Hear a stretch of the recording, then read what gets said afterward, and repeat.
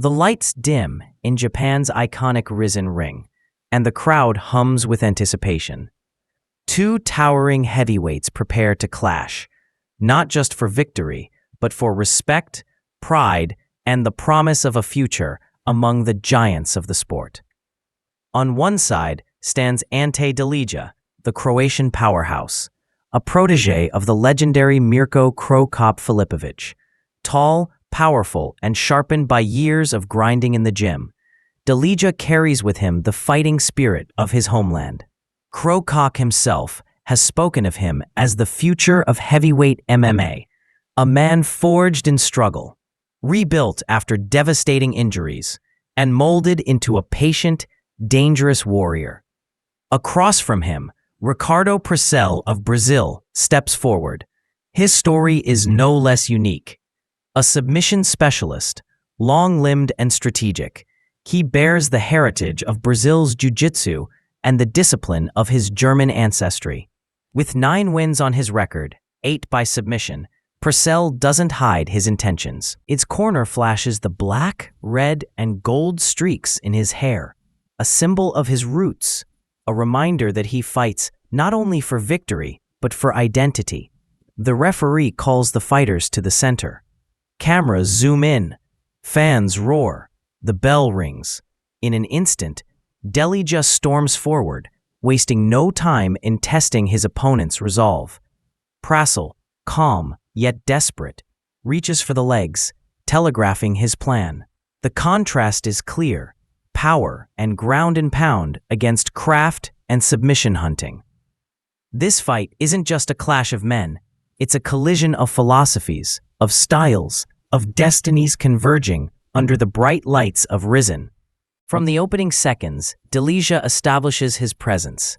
He shoves forward with authority, his strikes crisp, his knees thudding into Purcell's frame.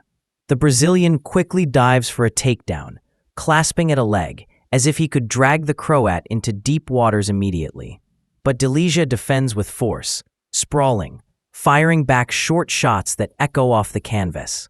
The referee yells for action, though action is already boiling at every angle.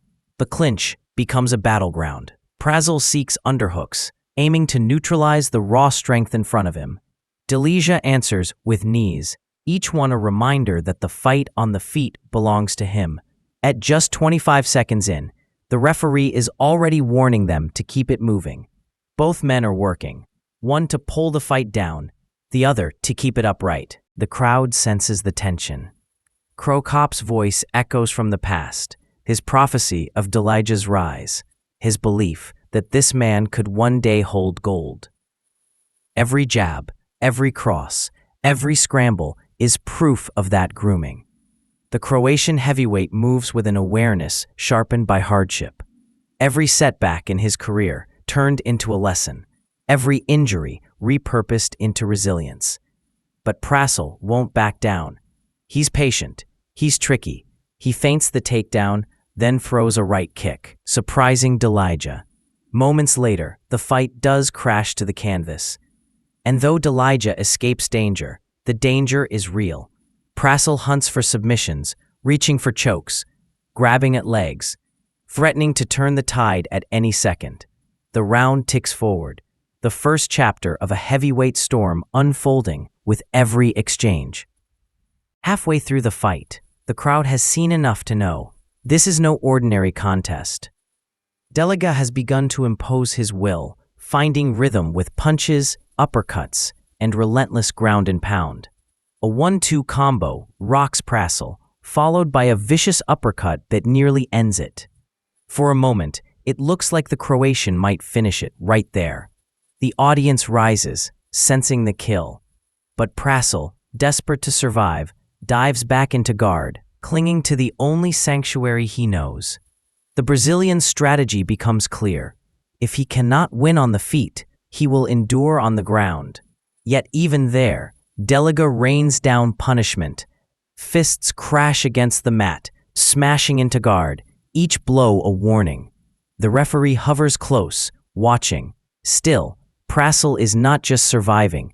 He's fighting back with the weapons of a grappler. He threatens, leg locks, snatches at wrists, even slices Delija's head open with elbows from the bottom. Blood begins to flow, proof that damage can be dealt even while on one's back.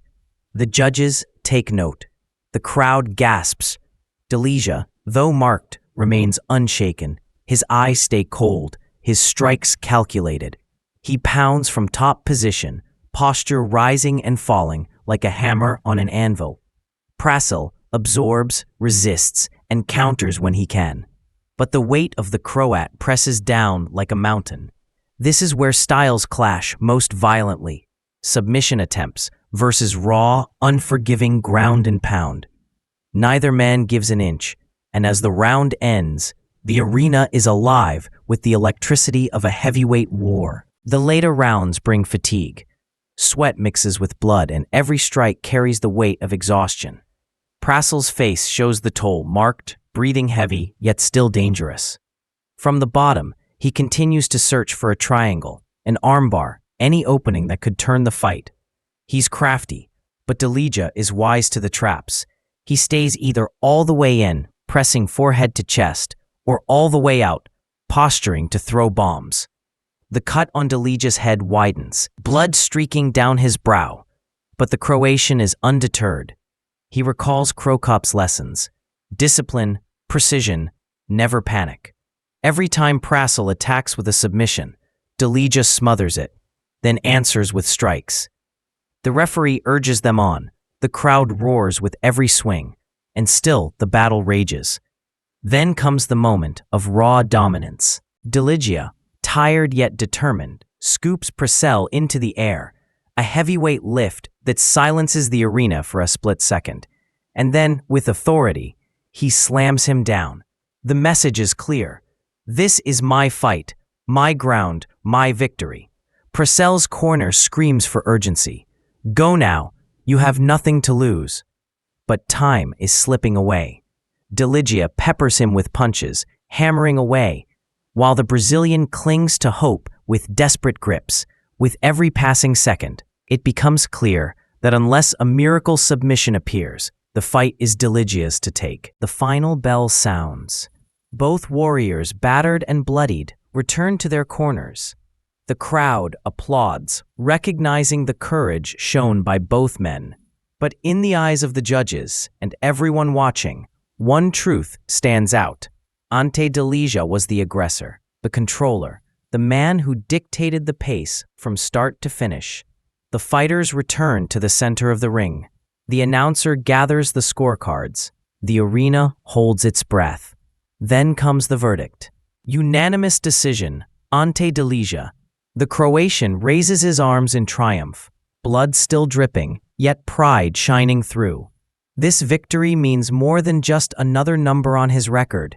It's a declaration, a promise that the heavyweight division has a new force to reckon with. Ricardo Prasil, though defeated, leaves with respect. He fought valiantly, absorbing punishment and threatening danger until the end. But this night belonged to Croatia. This night belonged to the student of Krokop, the man destined for greatness. As Delija celebrates, the crowd sees not just a fighter, but the dawn of a future champion. The echoes of Krokop's prophecy resound through the arena. Give him time, and you will see. This man will be a champion. And in that moment, with fists raised and blood on his face, Ante Delija takes one step closer to fulfilling that prophecy.